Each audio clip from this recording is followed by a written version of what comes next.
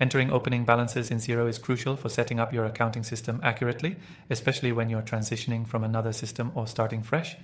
In this video, we're going to walk through exactly how to enter opening balances in Xero so you can ensure your financial data is correct from day one. First things first, let's define what opening balances are. These are the balances of your accounts at the start of your financial period or when you start using Xero. For example, if you're bringing over balances from a previous accounting software or transitioning from a manual system, you'll need to enter those balances into Xero to make sure everything is in sync with your existing financial data. To begin, log into Xero and navigate to your organization's dashboard. From here, head over to the Accounting menu and select Advanced. Under the Advanced section, you'll find an option called Conversion Balances. This is where you'll enter your opening balances. Once you're in the Conversion Balances section, you'll see a list of accounts that need balances entered. These accounts represent things like your bank balances, credit card balances, accounts payable and receivable, as well as equity accounts. It's important to ensure that all of these are set up before entering your opening balances. If you're unsure, go to your chart of accounts and double check that everything is set up properly. Now, for each account, you'll need to input the balance as it was at the start of your financial year or when you began using Xero. For example, if your business started the year with $5,000 in your business bank account, that's the amount you'll enter for your bank account opening balance. For bank accounts, it's also worth noting that if you're migrating from another system, you can import bank statement balances directly. This can save you time and reduce the chance of errors as long as your statements are properly formatted.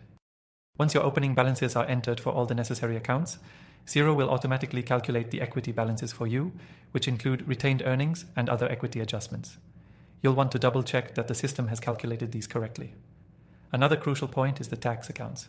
If you're setting up opening balances mid-year, make sure to adjust for any tax obligations, whether it's VAT or sales tax. These balances should be entered with precision to ensure your reports reflect accurate tax information from day one. After all your opening balances are entered, you'll want to do a quick reconciliation. This step ensures that your balances match the real-world figures in your bank and other accounts.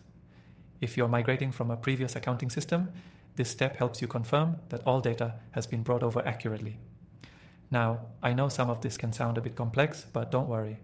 Xero's user-friendly interface and help guides make it easy to manage and understand.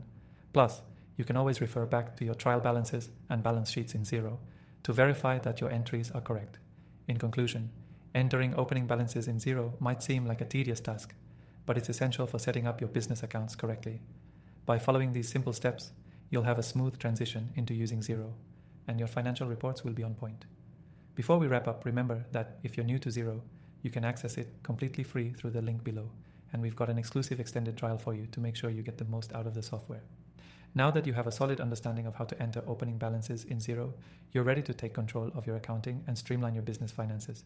If you want more detailed tutorials and exclusive offers, don't forget to check the first link in the description for your free trial.